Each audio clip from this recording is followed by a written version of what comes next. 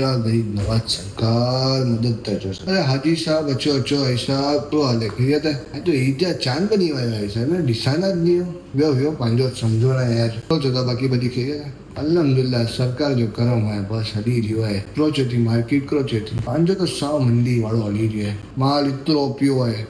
ये व्यापारी जो तो कि माल आगे बिकता नहीं है तो मैं लेके क्या करूँ એની પોઝિશન બહુ ટાઈટ હે અમરાલા વિનો થાય માશાલ્લાહ સરકાર જો બોલાવવા છે ને તો પછી કોઈ ચીજ પાંગે થોડી રોકી શકે ભાભી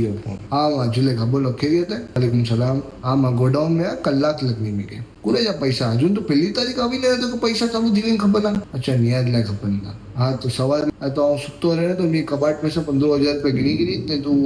नियाज में वटाएगी नहीं ठीक है हाँ बारो बार बधी करेगी नहीं सरकार की मिला था ना तो इनमें कटोकटी ना करी ना जरा भी हाँ तो चाहतो है ना पांचो डे बरोबर वाली सा डे में जो सुकून वाली रोटी है ना बाकी कोई मुंबई जैसे शहर में ना है अरे हड़िया पट्टी कितनी है ना पाछो फोन आ गया किन्यो भाई ना जुनेद जो फोन है जुनेद ना मालूम था मेरे को तुम्हारे को छुट्टी चाहिए